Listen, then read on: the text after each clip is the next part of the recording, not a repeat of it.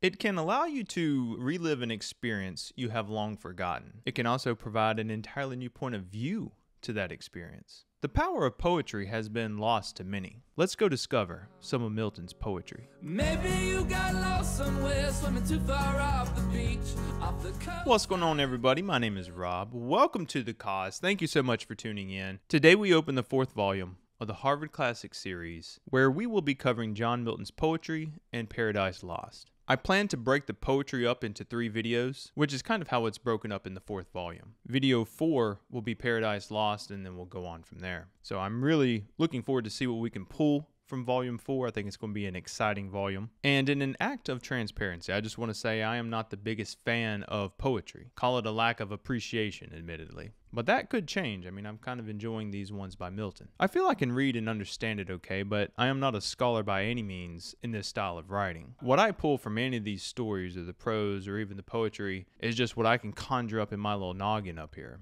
Now, I've covered the basic history of John Milton in a previous video at the introduction to Areopagitica, so I will be steering clear of that in this video, and we will focus more on John Milton's poetry. We will be starting with the poems that John Milton wrote at his time in school and college when he was in his early 20s. So he is a young lad at this point, just entering the age of adulthood. The next video will cover the next set of poems while he was at Horton, and then so on. I'm also not going to cover every single poem in each one of these sections. Some of them are just a few lines long, and that would kind of make for a long video. With that being said, let's begin. I just want to start out by saying it may be hard to understand some of these poems unless you have the context behind the poem. If you're not versed in the scripture, then some of these poems may be kind of foreign or they may be very hard to understand. These writers from this period, such as Milton, were so well read and spoke and wrote in so many different languages. So the context and the ideas and the histories and stuff that they're pulling from, it almost seems foreign at this part in history, but it honestly is so refreshing to read about. Take your time and chew and digest the poems, as Bacon would say. I am learning that poetry has to be read completely different than prose. The pauses matter. The cadence matters. The flow and the punctuation, they all have to be considered. You have to stress the words when needed to allow the poem to kind of just absorb into you. Now, I have not perfected this by any means, but practicing this has allowed the poems to kind of permeate a little bit deeper than they otherwise would. And I'll say too, reading poetry like this is almost like you're becoming part of the poem. And I think that's kind of one of those, you've kind of really understood it when you get so immersed that you can feel, you can smell, you can taste everything that they're kind of talking about. Because in these poems by Milton, they're so descriptive that you can kind of lose yourself in the senses of the poem. The first poem we have is on the morning of Christ's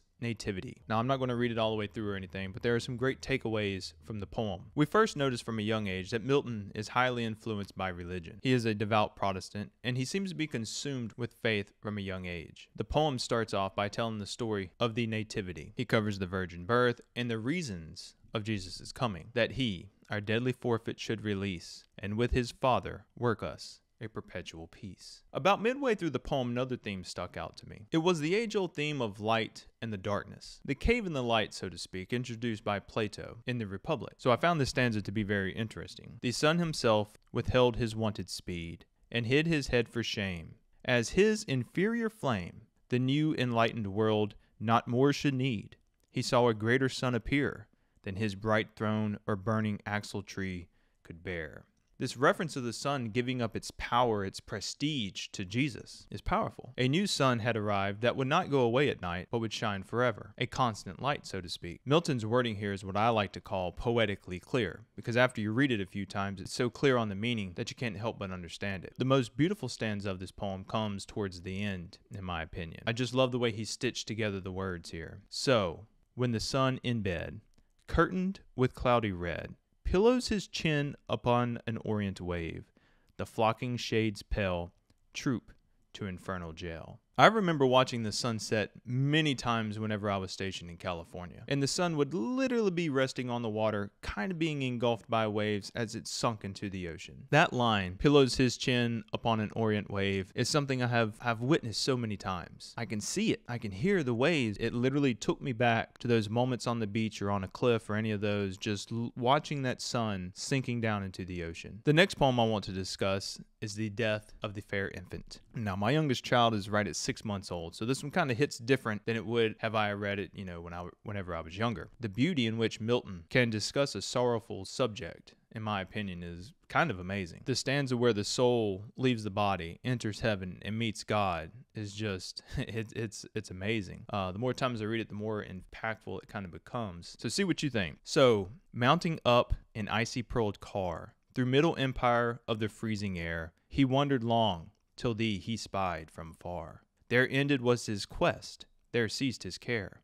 Down he descended from his snow-soft chair, but all unawares, with his cold, kind embrace, unhoused thy virgin soul from her fair biding place. Think about that. God unhoused the little soul from her fair biding place. The wording is amazing, in my opinion. If it doesn't give you a feel, then I don't know what will. Next, I'll skip over to the poem on Shakespeare, and I like this one because it makes a great point. No pyramids or statues need to be erected for Shakespeare. His works live on in the hearts of all the generations that have lived after him. We forget the brave knights and the kings of the time, but we do not forget Shakespeare. Now, Milton seemed to be certain that Shakespeare would never lose his fame or stature. Yet, sadly, as time passes and society changes, his fame is diminishing. The last line of the poem still holds value. Though, in our wonder and astonishment, has built thyself a livelong monument. And then he ends the poem with this line, that kings for such a tomb would wish to die. Fame from love, compared to fame for power or evil, holds a separate place in your heart. Contributing something of value to the world is, in my opinion, one of the best ways to be remembered. We seem to have too many Herostratuses nowadays and not enough creators. There is a poem called Another on the Same, which had a quick line I really enjoyed. Here lieth one who did most truly prove that he could never die while he could move. So hung his destiny never to rot, while he might still jog on and keep his trot. Let movement be thy medicine. I like this one because it's just a good reminder to go on a walk and just move. And then the last poem I want to go over is the poem on being arrived at the age of 23. Apparently Milton was judging himself pretty harshly because his expectations of where he should be in life were completely different than mine when at the age of 23. He discusses his youth slipping away and not being successful as he had hoped to be by that time. See what you think. How soon hath time, the subtle thief of youth, stolen on his wing my 23 year. My hasting days fly on with full career, but my late spring no bud or blossom showeth. Perhaps my semblance might deceive the truth, that I to manhood am arrived so near, and inward ripeness doth much less appear. When we are younger, and even now, we want everything so quick. We always want to be older than what we currently are. The subtle thief of youth, as Milton puts it, always answers that wish. We all know that time is something you can't get back, and utilizing it the best way we can is important. I like how he shows a lack of confidence and even a vulnerable side here. Looking back, it's easy to dismiss the irony of Milton at the age of 23 thinking he's not good enough or that he won't be anything or something like that. But that feeling for Milton at the age of 23, that feeling was real. That feeling of being behind, not keeping up with society, not meeting the expectations of your peers, your parents, your teachers, it can wear on you. And I think that's a good lesson in life. Don't judge where you're at. You got your whole life ahead of you. There's still time. Regardless of where you're at in life, there is always still time to squeeze a little bit more out of that lemon. Squeeze that lemon. That wraps up the first set of poems by John Milton. I hope you enjoyed my 2 cents on the outline of this first set. We have 2 more sets to go through, and then we'll dive into Paradise Lost. I hope you have been enjoying the series. I love making these. It's such a joy. I don't know why I like it so much. As discussed before, I am going to be adding some other books to the channel that we'll be going over. I am working on those now. If you want to purchase some coffee, the link is always in the description. Use the code THECAUSE for 15% off your first order. With that being said, I love you. Pour a cup of amazing coffee, open an amazing book, and just enjoy life. Learn to garden, learn to sustain. Times are changing, and I shall see you soon. Later. I was making lots of noise, busking on the city streets. I came back from Brooklyn, but you didn't come back for me.